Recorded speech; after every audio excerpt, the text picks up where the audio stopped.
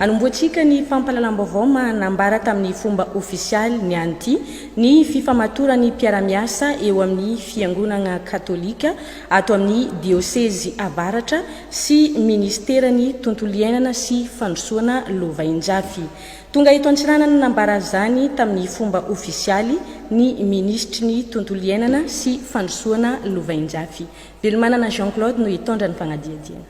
Ny fatsapan'ny diosèzy Antsiranana fa adidy ho an'ny kristianina fa indrindra ireo vita batemy, ny fanarenana sy ny fikojakojagna ny fikobabiagna ny tontolo iainana ka anisany antony nahatonga ny diosèzy Antsiranana ny famatotro amin'ny fiara-miasa amin'ny ministera ny tontolo iainana sy fandrosoana Lovainjafy izay nambara tamin'ny fomba ofisialy ny arahana tamin'ny ministry ny tontolo iainana sy fandrosoana Lovainjafy. Lanonana ty dia mba tiana amin'ny fomba ofisialy zany ny fiara-miasa eo anivon'ny fanjakana malagasy ny diosèzy Mentso.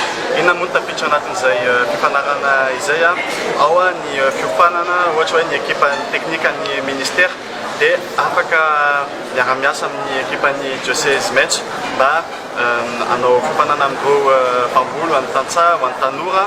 Misy koa ny pépinière géante eto amin'ny faritra Diana sy Sava dia afaka mandray zanakazo ao amin'ireo pépinière géante ireo ny diosèzy Mentso. Ampiana koa ny diosèzy Mentso hanao sécurisation foncière amin'ny tany izay amboleny sy tany izay iasana mba azahoany mijery lavidavitra kokoa amin'ny resaka fambolena. Dikan'izany hoe tena approche 360 degré izy io fa tsy hoe etsika ray fotsiny fa araka ny tenen'ny monseigneur archevêque Antsiranana écologie intégrale. Dikan'izany hoe raha tiantsika hitondra vahaolana maritra tsy maintsy misy lafiny maromaro no ampidirana anatin'izay tetikasa izay fa tsy hoe resaka fambolekazy fotsiny moa izy io. Manana tanjona lehibe ny diosèzy Mentso hoy ny archevêque ny Antsiranana. Ika moa rehefa mibebaka mikofisy dia rehefa mikofisy mangataka ny asa fivaloza. Dia ny asa fivalozana zany sady fanehoana ny fitiavana ny tontolo iainana dia mamboly hazo. Dia tamin'ny fahazato taona tamin'ny farafangana dia izay vita batemy rehetrarehetra mamboly hazo 10 isa-taona mandritra ny 10 taona mba ho feno 100 ny hazo ireny.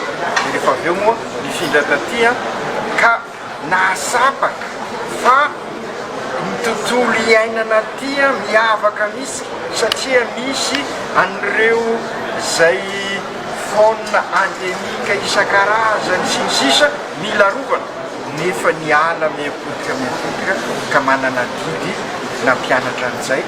Fankalazana ny faha-80 taonan'ny archidiocèse tamin'izay dia ny vita batemy rehetrarehetra mamboly hazo 10 mandritra ny 9 taona dia mitono zany amin'izao satria araka ny volazan'ny monsieur le ministre ny fahasapahatena ny tena zava-dehibe hoe ianao ny tokony tontolo iainana, ny fifandraisanao amin'ny tontolo iainana no miantoka ny fiainanao amin'izao sy ny ho avy. Io le eto amin'ny diosèse dia mahafantatra nyity teny ity hoe miany no ho avy fa sy rampiso.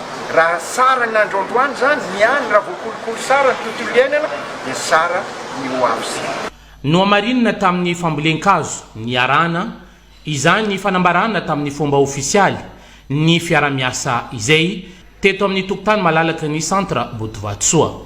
Agnisan'ny tafidriky ato agnatin'ny diosèzy Antsiranana ny faritra Sava ka tonga teto Antsiranana ihany koa ireo manam-pahefagna avy agny amin'ny faritra Sava nahitagna ny gouvernora sy ny préfet ny faritra Sava.